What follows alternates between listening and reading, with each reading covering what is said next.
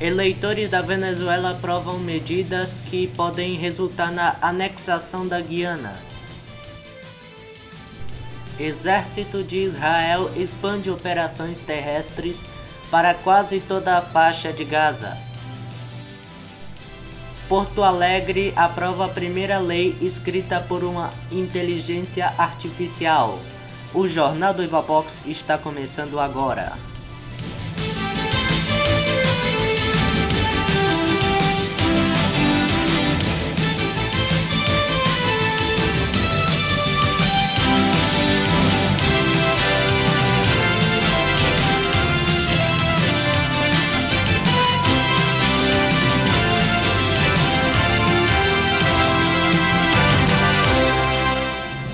Boa noite. Os venezuelanos aprovaram em referendo realizado no domingo 3 a criação de um novo estado na região de Essequibo, localizada na Guiana. O resultado foi divulgado na madrugada desta segunda-feira, 4, pelo presidente Nicolás Maduro, que apontou que mais de 95% dos eleitores votaram a favor das 5 perguntas elaboradas pelo governo. A província de Essequibo, um território rico em minerais um pouco maior que o estado do Ceará, pertence à Guiana, mas é reivindicada pela Venezuela desde 1841. A possível anexação da região vai contra a jurisdição da Corte Internacional de Justiça do último dia 1, que proibiu o país de tomar qualquer atitude que pudesse mudar o status quo na área. No referendo, a população respondeu as seguintes perguntas: você rejeita a fronteira atual? Você apoia o Acordo de Genebra de 1966? Você concorda com a posição da Venezuela de não reconhecer a jurisdição da Corte Internacional de Justiça? Você discorda de a Guiana usar uma região marítima sobre a qual não há limites estabelecidos? Você concorda com a criação do Estado Guiana Essequiba e com a criação de um plano de atenção à população desse território que inclua a concessão de cidadania venezuelana, incorporando esse Estado ao mapa do território venezuelano? Apesar de ir contra a decisão da Corte, Maduro comemorou o resultado do referendo. Abre aspas. Uma esplêndida vitória, com 5 respostas contundentes do nobre povo que reafirmam que Guiana Essequiba é da Venezuela. Sim pela paz, sim pelo respeito à soberania, sim ao diálogo, sim à nossa luta histórica e sim à pátria independente. Fecha aspas. O presidente da Guiana, Mohamed Infant Ali, por sua vez, afirmou que muitos guianeses acompanharam a votação do referendo com suspeita. O líder assegurou que, abre aspas, não há nada a temer nas próximas horas, dias e meses, fecha aspas, e que o país continuará trabalhando para garantir que as fronteiras permaneçam intactas. O território de Essequibo é disputado pela Venezuela e Guiana há mais de um século. A região, rica em minerais como ouro, cobre e diamante, representa 70% do atual território da Guiana e abriga cerca de 125 mil pessoas. A área pertenceu à Venezuela no passado. Em 1811, quando o país tornou-se independente, o território estava dentro das fronteiras. 3 anos depois, no entanto, o Reino Unido comprou então a Guiana Inglesa por meio do Tratado Anglo-Holandês, definido em 1840, uma nova fronteira da colônia, incluindo Essequibo. O embate teve diversos episódios até que em 1899 foi emitida a sentença arbitral de Paris, que decidiu de forma favorável ao Reino Unido. Mais de 50 anos depois, em 1949, tornaram-se públicos documentos que demonstraram que a decisão contra a Venezuela teria sido imparcial. Já em 1966, o Reino Unido assinou o Acordo de Genebra, reconhecendo a reivindicação da Venezuela. No documento, o país se comprometeu a buscar a solução para dar fim à disputa. Em 2015 foi descoberto petróleo na região. A estimativa é de que as reservas contêm 11 bilhões de barris. A novidade reacendeu a disputa com a Venezuela, onde Nicolás Maduro passou a defender a anexação do território.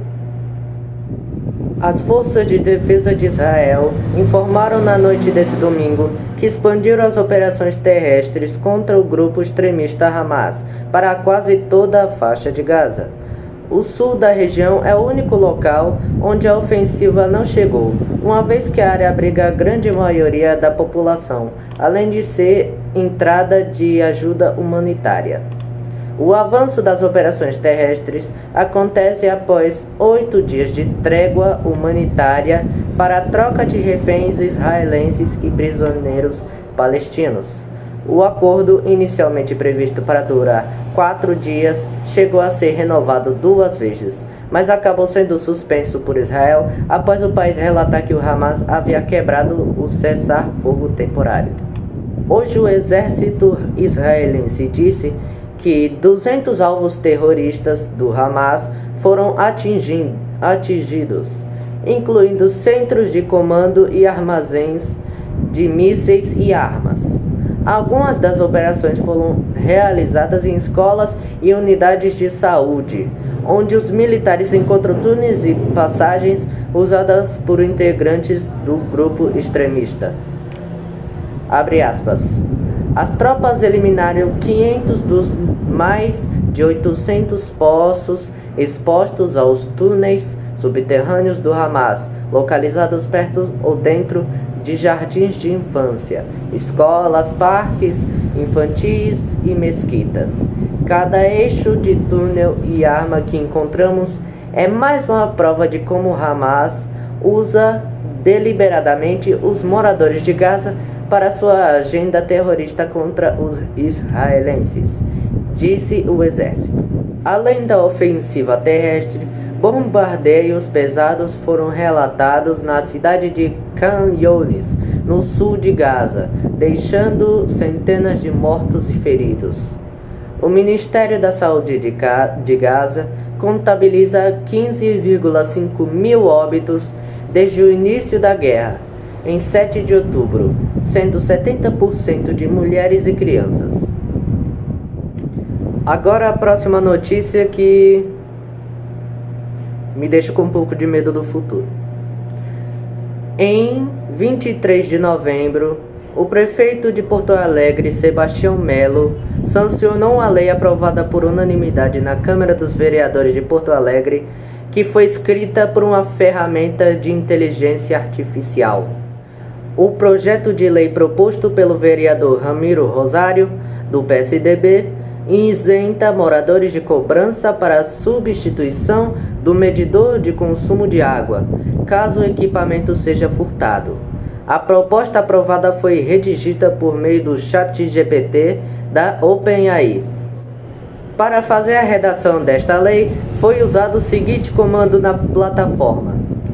Abre aspas. Criar projeto de lei municipal para a cidade de Porto Alegre com origem legislativa e não do executivo, que verse sobre a proibição de cobrança do proprietário do imóvel o pagamento de novo relógio de medição de água pelo Departamento Municipal de Água e Esgoto, quando este for furtado. Fecha aspas. A inteligência artificial entregou uma proposta de um projeto de lei municipal com o título Proibição da cobrança ao proprietário de imóvel pelo novo relógio de medição de água em caso de furto, com 8 artigos e uma justificativa. O texto proposto pelo ChatGPT foi copiado na íntegra e incluído sem alterações no sistema interno da Câmara Porto-Alegrense.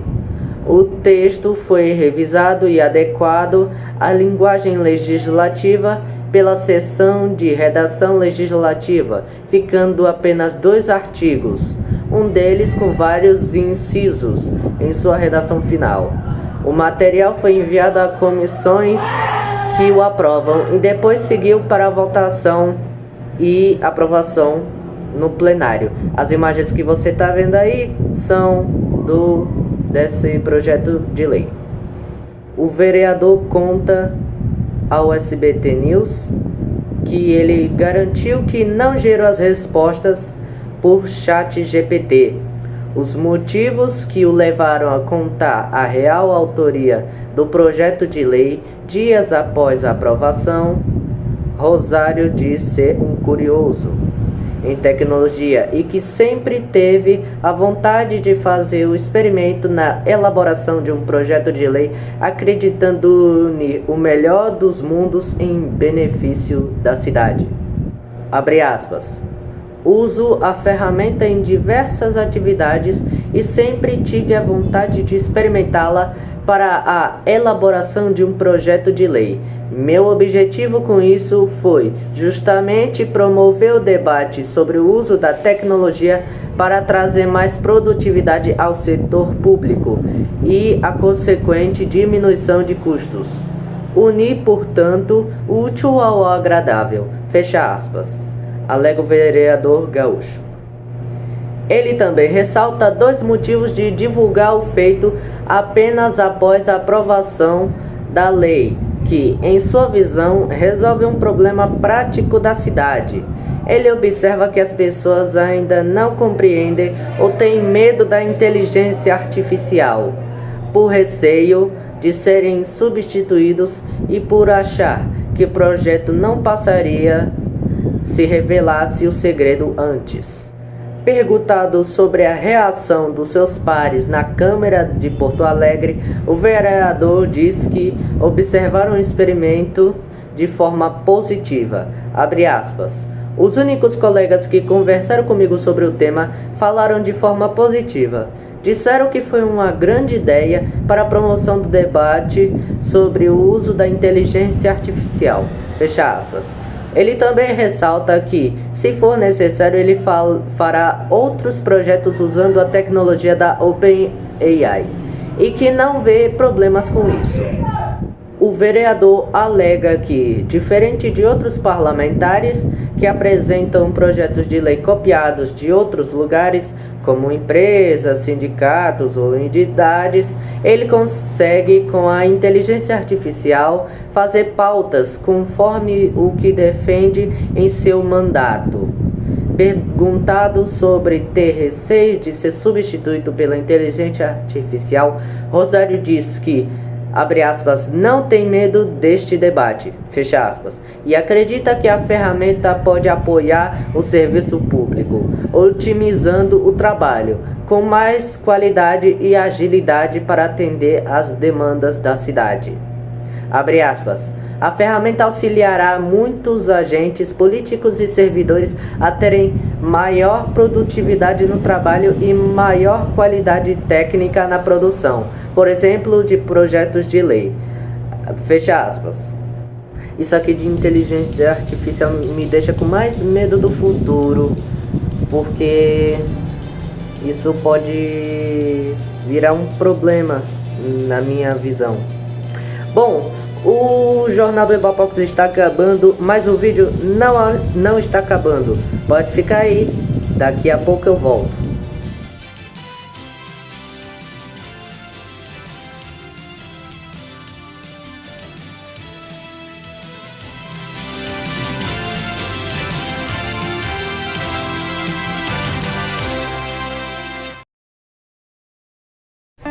Está gostando deste vídeo? Então se inscreva e ative o sininho de notificações. Deixe o like e compartilhe o vídeo.